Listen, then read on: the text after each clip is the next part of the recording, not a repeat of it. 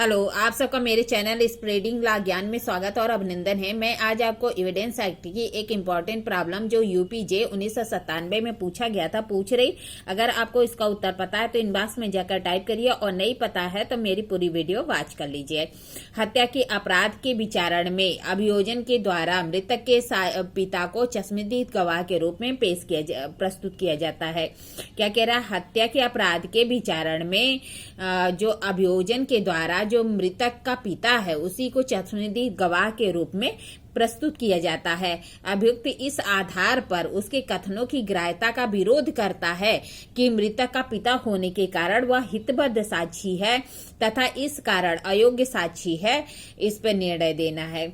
आइए देखिए प्रॉब्लम का सलूशन क्या कह रहा है। प्रस्तुत समस्या हितबद्ध साक्षी से संबंधित है। हितबद्ध साक्षी वह होता है जो पीड़ित व्यक्ति के किसी न किसी पक्षकार से संबंधित होता है। वह पक्षकार वह पीड़ित व्यक्ति से संबंधी तथा नजदीकी रिश्तेदार भी हो सकता है, जैसे माता पिता, भाई बहन, पति पत्नी आदि। प्रस्तुत समस्या में हत्या के अपराध के विचारण में अभियोजन के द्वारा मृतक के पिता को चश्मदीद गवाह के रूप में प्रस्तुत किया जाता है।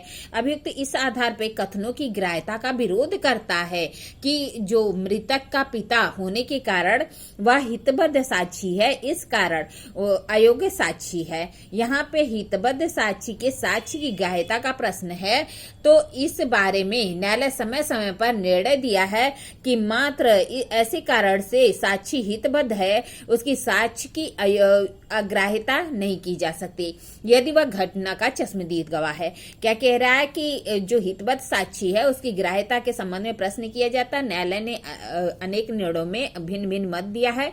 इसमें कहा गया है कि मात्र इस कारण से कि वह हितबद्ध साक्षी है उसकी से जो साक्ष्य है उसको अग्राह्य नहीं कर दिया जाता यदि वह घटना स्थल पर प्रत्यक्ष साक्षी होता है। चंद्रमोहन तिवारी बनाम स्टेट ऑफ एमपी 1992 का मामला है। इसमें मृतक के माता पिता ने घटना के तुरंत बाद स्वेच्छा से उन अभियुक्तों का नाम जिन्होंने हत्या किया था पड़ोसियों को बताया। अविलंब नामजद एफआईआर दर्ज किया गया। माता पिता के साक्ष्य दिलाने योग्य नहीं था और वास्तविक था।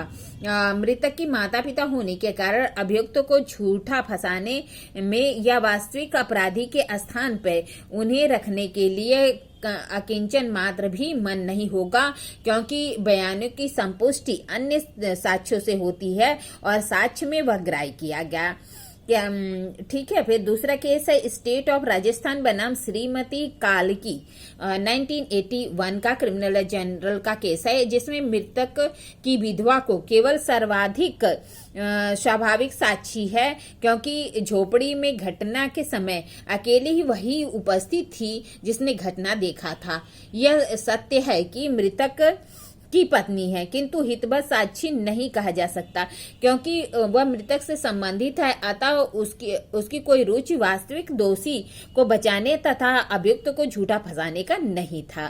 फिर एक केस आई थी कार्तिक मल्हार की स्टेट ऑफ बिहार की 1996 की क्रिमिनल जनरल की। इसमें उच्चतम न्यायालय ने अब निर्धारित किया कि एक घनिष्ठ संबंधी जो कि स्वाभाविक साक्षी है का सीधा हित अभियुक्त की दोषसिद्धि करने से होने के कारण उसे हितबद्ध साक्षी नहीं माना जाता है। क्या कहा गया कि एक घनिष्ठ संबंधी जो कि एक स्वाभाविक साक्षी है उसका सीधा संबंध अभियुक्त को दोषसिद्ध होने के कारण उसे हितबद्ध साक्षी नहीं माना जाएगा। दूसरा केस है ब्रिजपाल सिंह बनाम state of UP AIR 1994 supreme court के मामले में उच्चतम न्यायालय ने अब निर्धारित किया कि साक्षी का साक्ष्य केवल इस आधार पे अमान्य नहीं किया जा सकता कि वह हितबद्ध साक्षी है। क्या कहा उच्चतम न्यायालय ने कि किसी भी साक्षी का जो एविडेंस है उसको इस आधार पे ही नहीं माना जा सकता कि वह हितबद्ध साक्षी है, अमान्य नहीं किया जा सकता, अर्थात उसको ग्रहण किया जा सकता है। कहता है नातेदारी या साक्ष्य का पक्षपाती स्वभाव न्यायालय को इस बात के लिए संपर्क करता है कि अधिक सावधानी से साक्ष्य की जांच करें। मतलब क्या कह रहा है कि इस मामले में कह रहा है कि जो साक्ष्य है उसके पक्षपाती स्वभाव के कारण न्यायालय को यह सतर्क करता है कि अधिक सावधानी से साक्ष्य की जांच करे। उपरोक्त निर्णय के आधार पर प्रस्तुत समस्या में जो मृतक के पिता को का जो चश्मदीद गवाह है, मृतक का पिता, उसके साक्ष्य को साक्ष्य में ग्राह्य किया जाएगा। इस तरह मैंने आपको प्रॉब्लम बताई, प्रॉब्लम का सॉल्यूशन बताया।